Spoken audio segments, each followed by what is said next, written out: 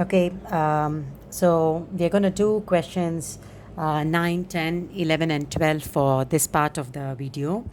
This is paper 2 of mid-year exam, Hillgrove mid-year exam 2016. Okay, so question number 9 talks about, let me zoom in for you. Question number 9 talks um, about how someone has built a mini toy robot for the school project, and then the body is basically made up of a triangular prism, and then the length is the height of the triangular prism is given to you. So question part A says the cross sectional area of the triangular prism is given to you as 4.6. Okay, the cross sectional area is given to you.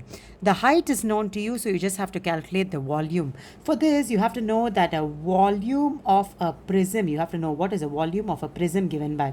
Volume of any prism is given by the base area or the cross-sectional area. You can call it the base area times the height. So base area is basically the cross-sectional area. So let's begin this question. Okay. So we have here 9 part A. Okay, question 9 part A is given as the volume of a prism. Okay, volume of this prism is given by cross-sectional area times the length. Okay, or the height of the prism, whichever. So this is being given by, in this case, the area is given as 4.6 multiplied by the height is 8.5. Therefore, it's going to be 39.1 cm cube. Right? Because it's a volume, it's cm cube. Is this clear? Now, the next question says, Yazid's teacher asked him to create a similar robot with a body length of 13. Okay. So now the question says, find the scale factor when the robot is enlarged.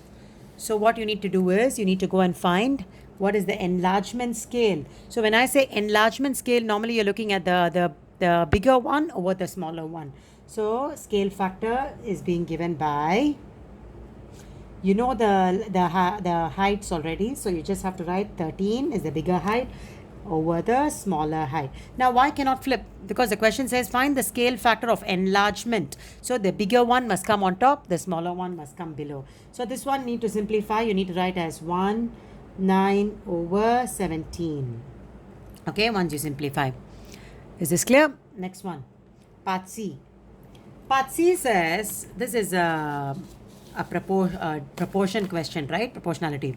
So Emma is also interested in this, and then Yasid actually goes to collaborate with her to build more robots for the charity event.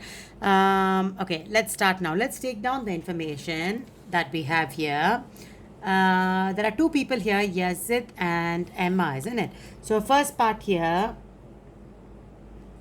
and then Emma.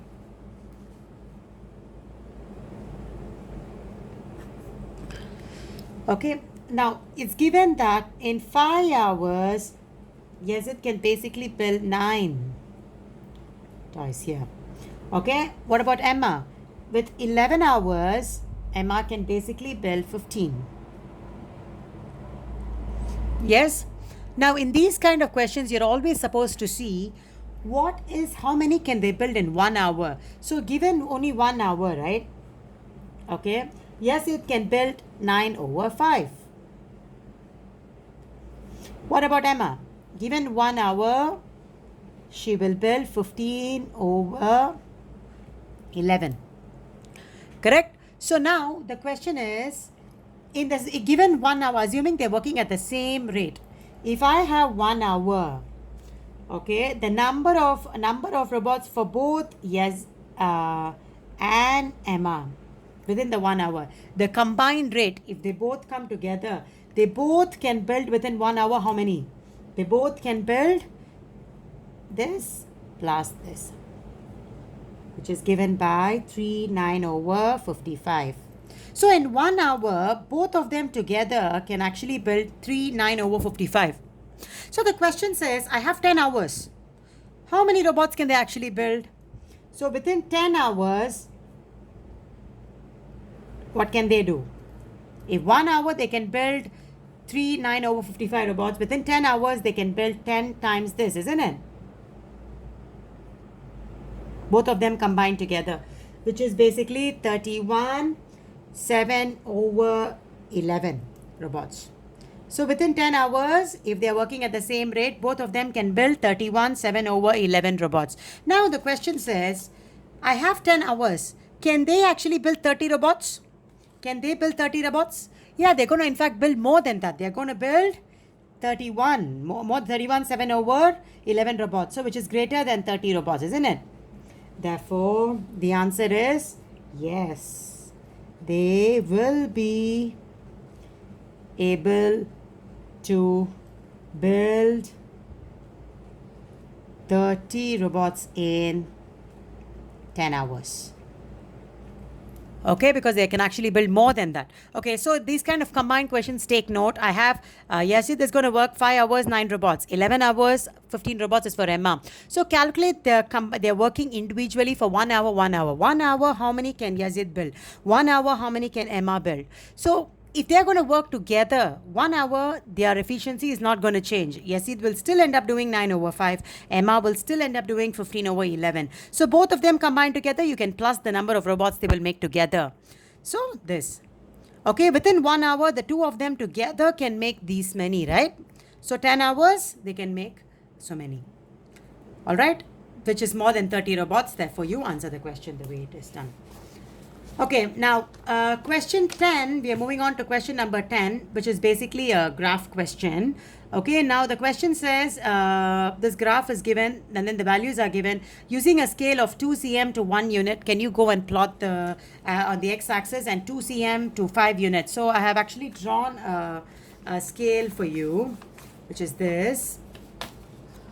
Okay, the x-axis is drawn here, which is every 2 cm is only 1 unit, whereas the y-axis is every 2 cm is 5 units. So I have drawn out the scale accordingly for you. Now I'm going to go and plot the points. So just take a look at the points given. The points are basically given to you as -2, -20. So you look for -2 and -20. Okay, so which is here, the first point here. So let me just plot all the points and then get back to you. Okay, so I've plotted the points, -2, 20, 1, -4. Okay, and then and so on. So now I'm just going to go and join them into with a smooth curve to complete the graph here. Okay, so I've joined it with a smooth curve. The next thing I need to do is I need to write the equation of the curve, y equals x square x minus 3. Okay, so I've done all of this. So the next step is basically use your graph to estimate the solution of the equation x square times x minus 3, which is basically, if you observe, this entire thing is nothing but your, this entire thing is basically your y. Correct? So, isn't it? This is your y. So, estimate the solution of x square times x minus 3 equals -8. So, I need to go and draw the line of y equals -8. Right? I need to draw the equation of y equals -8 and then find the x values of the point of intersection. So, y equals -8. So, this is -5, -6, -7, and then this will be my -8. So I have to draw the line of this y equals -8. Okay, 6, 7, 8. Yep. So this is y equals -8. So I'm drawing the line of y equals -8. Now when I draw y equals -8, I need to look at where my y equals -8 cuts the curve. So I observe there is only one point here. So I'm going to go and find the value here for this. Right? So I need to find the x value, for which I'm going back here.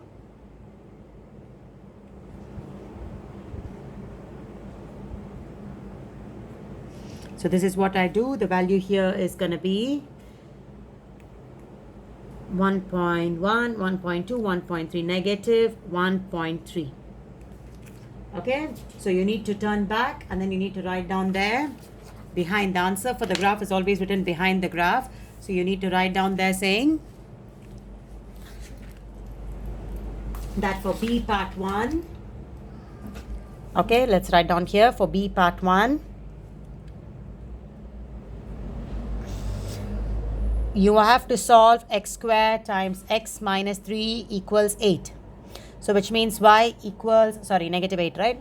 Y equals negative 8. So this implies x is negative 1.3. Okay, of course, plus or minus 0.1 will be accepted.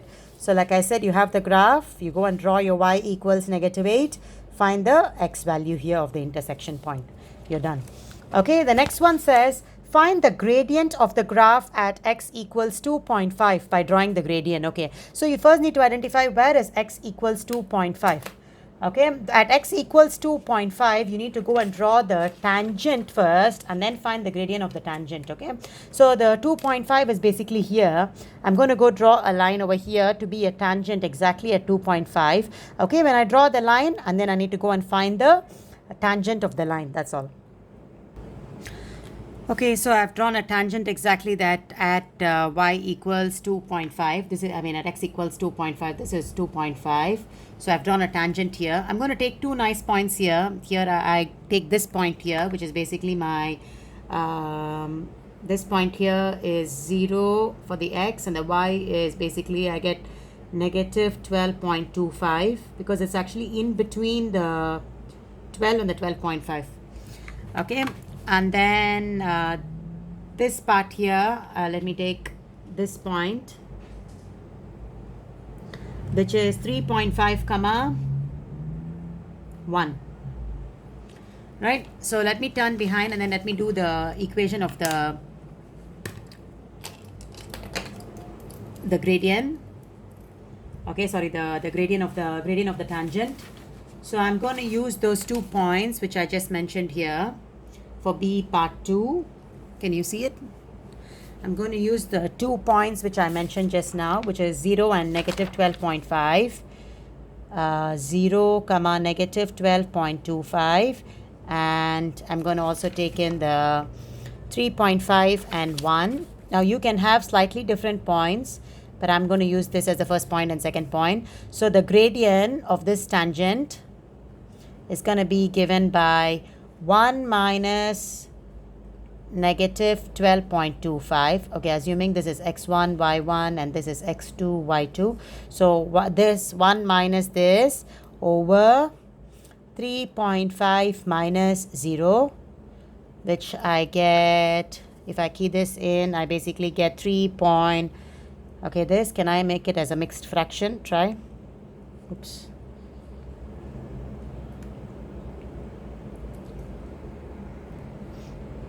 Try to make this a mixed fraction. I get 3/11 over 14. Okay, so this will be my my gradient. Again, there will be a range with of acceptance, so you can choose. So for this question, we had to draw the gradient, the tangent, and then we had to find the gradient of the tangent at 2.5. Okay, the next one, by drawing a suitable line on the graph, solve this. Okay, once again, you should observe this. You have this and this thing as x squared times x minus 3, isn't it? So the same thing is here. So by drawing, so this one can be replaced basically by y. So you should go and draw y equals 11 minus 2x. Now observe that this question and this question, right, they both are, how are they different? This one becomes y equals negative 8, which is just a line equation. Y equals negative 8 is the equation of a line. Just a horizontal line, right? Whereas this one, y equals 11 minus 2x, okay, y equals 11 minus 2x becomes a linear equation in x and y. So you need to go and plot it out by choosing values of x and finding the corresponding value of y. And then you need to plot a line on your graph. Okay, so what I'm saying is whenever you see the x squared times x minus 3, which is the same thing in the question, you replace it with a y. Okay, and that is the line that you need to draw. So by drawing a suitable line on the graph, I don't know which line it is, so I will replace the x squared times x minus 3 with a y, because that is your y. Okay, so when you replace this by y, y equals 11 minus 2x. When you get y equals 11 minus 2x, that happens to be a linear line. I need to choose values of x, plot a line. So for this, so let me write it down for you. Part C. The question says x squared times x minus 3 equals 11 minus 2x. Now this is nothing but your y. So y equals 11 minus 2x is going to be the line that you need to draw. So for this, I'm just going to choose any value. Make sure the values are there here. So maybe I will choose 0, 1 and 2 because they are there on my curve, isn't it? On my graph. So x, y. So I will choose a value 0. If I choose value 0, y will be 11. If I choose 1, if I choose a value 1, if I substitute 1 here, I get y as 9. If I substitute 2 here, 11 minus 4, it becomes 7. So this is like a little box you have here to draw this line. Okay, so once you have this, you can actually go and plot the line itself.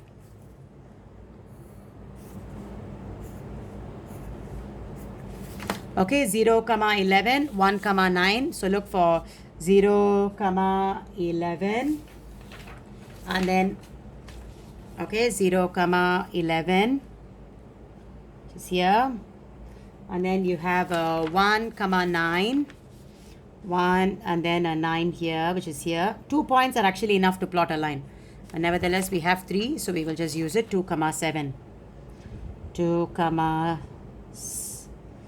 this is a 6 and this is a 7. Okay, so we have this line here. We can go and join with a ruler.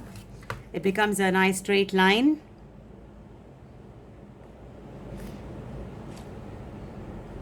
Now you need to go and find the point of intersection of this line that you have drawn, which is nothing but your y equals 11 minus 2x, and your curve. This is your curve. Look for the point of intersection and then look for the point of intersection of this line and your curve, which is here, and then find the x value of that point. That's all. Okay, so if I look for this point here, find the point here. Okay, read off your graph. It gives me, for me it is 3.35. Okay, I get a 3.35. So you write down here x equals 3.35.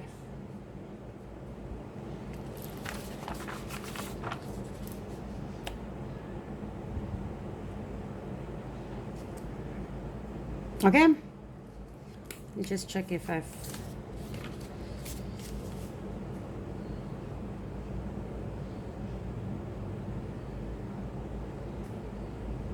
change a bit if I actually draw it like this. Just a minute, let me just check this. Okay, I think it's still correct. I still get 3.35. So my answer will be 3.35. I will accept plus minus 0.1, which means all the way you will it's accepted lah. Okay. Okay, next. The next part is question number, let's look. Question number 11. Okay, question number 11. Now, this section B usually comes with a choice. For school exams, we don't have it, but from mid-year onwards, you will start having a choice. You can either choose to answer this question 11 or you can go to question 12. Okay, but I'm going to do both and I want you also to attempt both. Question number 11 is this. Let's start with this. Question number 11 says there's a circle and so on and so forth. So when you look at this already, you should actually observe a few things. You will observe if I want, I know that this angle is given to me.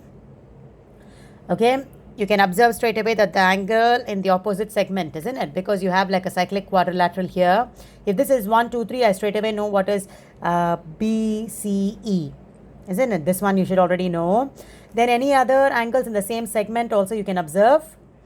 Okay, if I know this is 1, 2, 3, the other side I can know as well. Okay, so let's anyway just begin the question. Question number CED. Where's CED? CED.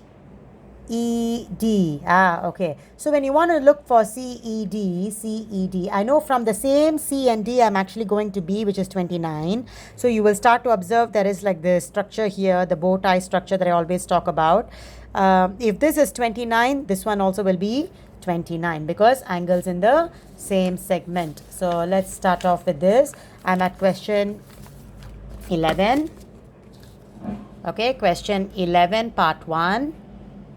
Angle CED is the same as angle CBD, which is equal to 29 degrees. Reason must be given, giving clearly the reasons, right? So a reason is because angles in the same segment.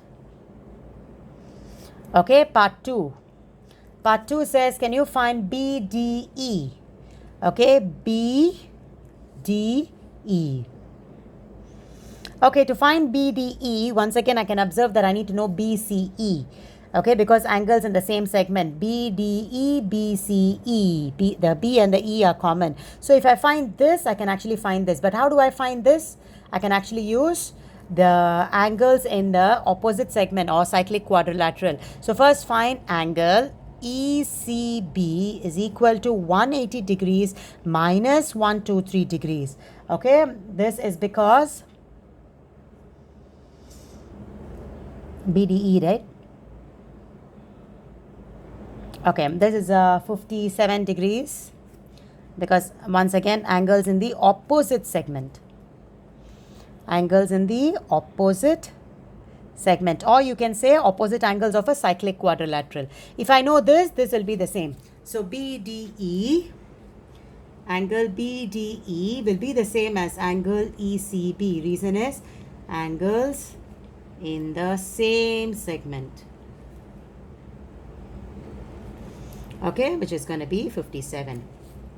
All right, or you can straight away even use, just now I'm observing that I can actually use this as a cyclic quadrilateral.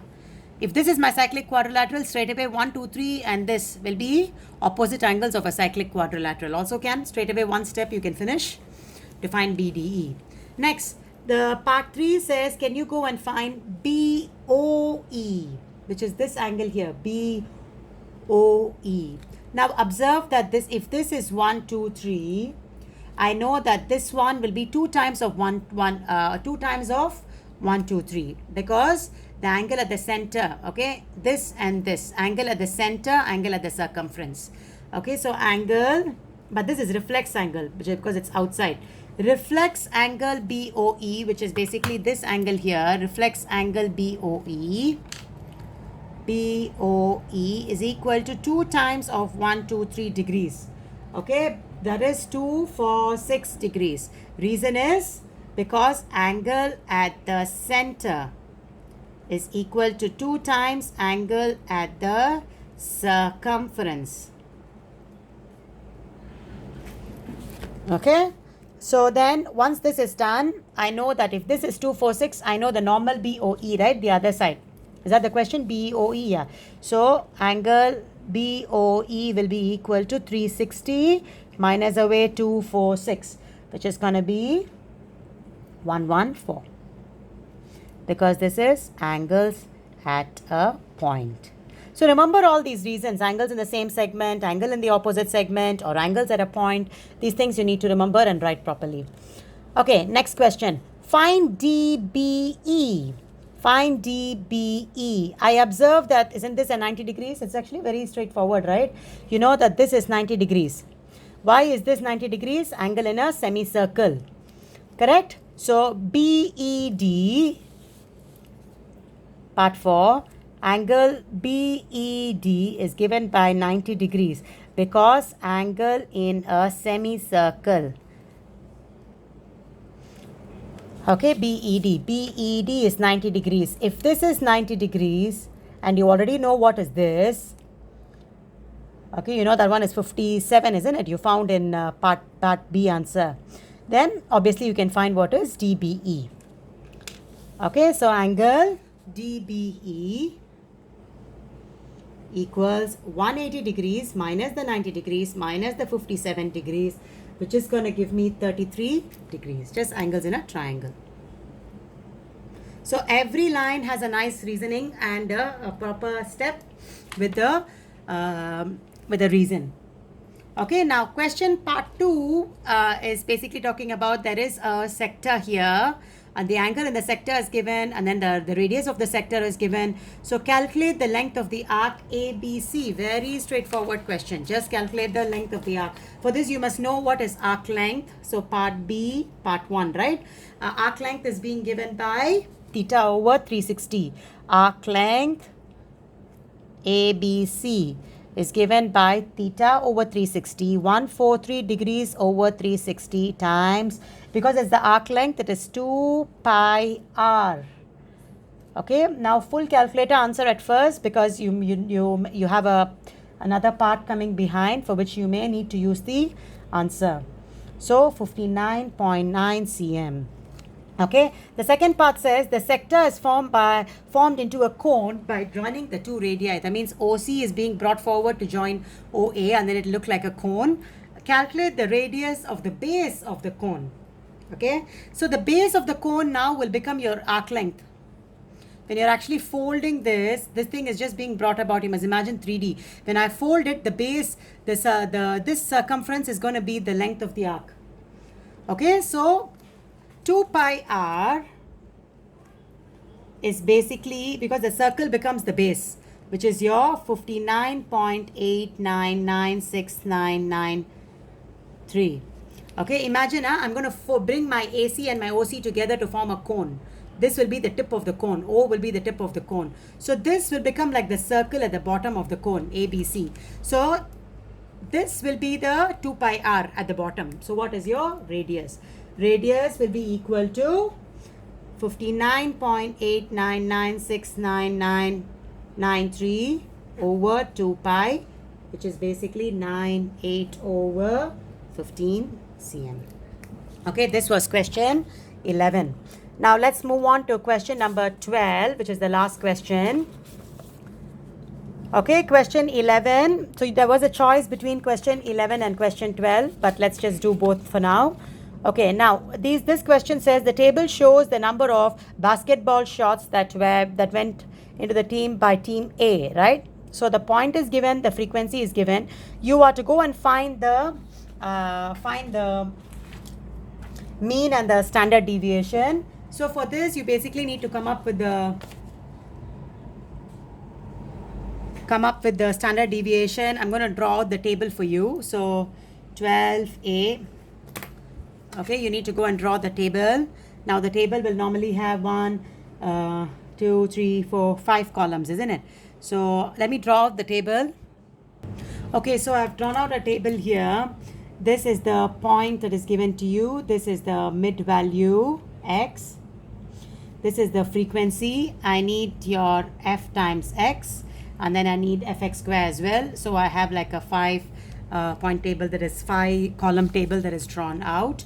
So this will be 0 to 5. The mid value is 2.5. Frequency is given as 2. So f times x is 5. F times x square, f times 2.5 square. So f times 2.5 square is given by 12.5. Okay, similarly, I'm just going to fill up the entire table. Okay, so this part, I've actually filled up the table with all the values. So sigma f, that means the summation of all the f is 40. Sigma of fx, the summation of all of this is going to be 605. Sigma fx square, which is the summation of all your fx square, is going to be 10350. So the question says go and find your mean and standard deviation. So part 1, mean. The formula is basically given by sigma fx over sigma f, which is your 605 over 40, which is 15.125. Okay, this is your mean. Then part 2, for standard deviation, the formula is basically sigma fx square over sigma f minus the mean square. Okay, so this one is square root of 10350 over 40 minus away the mean, which is your 15.125 square. Now notice I did not give you 3SF or anything, because it's an exact answer. I did not round it off. Okay, so this one will be 5.475799028, which is 5.48. This is 3SF. Because I was not able to get exact answer, I need to round it off. Okay, this was standard deviation. Now, team B basically, now this question says team B had a similar training session, and for team B, the mean score was 15.5. So compare the two mean. Team B is 15.5, team A is 15.125. So of course, team B performed better. And then the standard deviation also need to compare. When you compare the standard deviation, the deviation is more for team B, which means, and team A is lesser. So team A more consistent. So you need to write that down. Okay, which team performed better during the training? Part 2. Team B performed better because the mean is team B performed better as it has a higher mean.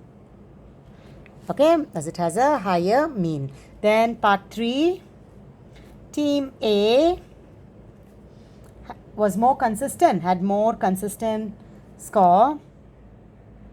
More consistent score as its standard deviation is lower. So these are very two standard things that you compare, the mean and then the standard deviation. Next thing, answer the whole of this question on a separate sheet of graph paper. The coach instructed the players from team A who scored 10 points and below to run some rounds at the basketball courts. The length of time in minutes was shown here, represented in a box and whisker plot. Okay. Okay, so let me take a graph paper. Okay, I've got a graph paper here. But before that, I actually need to understand the data that is given to us, which is basically, let's write down the data, rearrange the data first to go and do this. So we have data that is given to us as this. So let's rearrange it. 9.5, then comes a 10, then comes a 10.5, 11, 11, 13 and 16. So for this, I first need to go and find what is the mean. I'm sorry, the Q1, Q2, Q3 and so on. So first find the Q2. I have 3 on this side, 3 on this side. So this is my Q2. Q2, which is the median, is 11. Okay, then what is your Q1? You have to look at these 3 data. It will become 10. Then what is Q3? Q3 will be 13. Okay, so once I have this, I need to go and I know that the starting range is 9.5 and 16. So using this, you need to go and plot. So let's do that. I have here, I'm going to start at 9.5. Okay,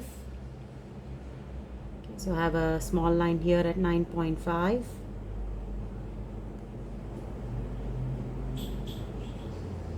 Okay, and then my Q2 starts at 11. Then my Q1 is at 10, right? So it's here. Then my Q3 is at 13.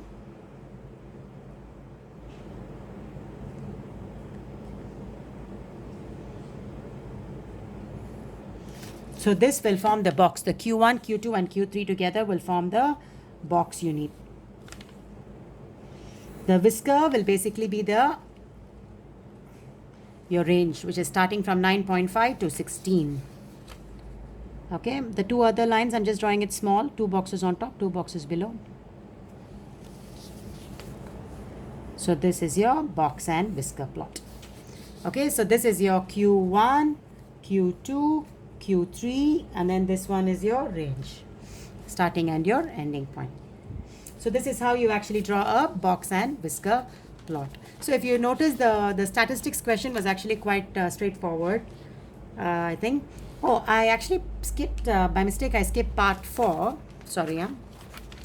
Part 4 is, what is the probability of picking 2 players who score more than 15 points? Okay, sorry, part 4.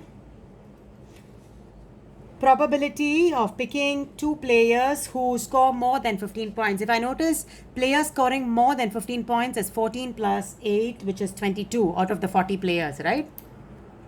So probability of picking two players who score more than 15 points is basically the first player. The probability of picking the first player is just 22 out of 40. Now, given that I've already picked up one player from the who is scoring more than 15, the next time I will only have 39 players left, and I will only have 21 who have scored more than 15. 39. Okay, so this one is 77 over 260. Now, for such a simple question, you need not waste time drawing your probability tree and all that unless they ask you. So you can just observe that there are 22 players. Okay, 22 over 40 is the first time. Then again, you're going to pick the same thing. So, of course, if you're going to follow the branch, it will be 21 out of 39 because one player is lesser because they're putting the same category. Okay, so this is how you calculate question number 4. So this was the last part of paper 2. Hope you've understood most of the questions so far. We'll continue with the next paper in the next session. Thank you.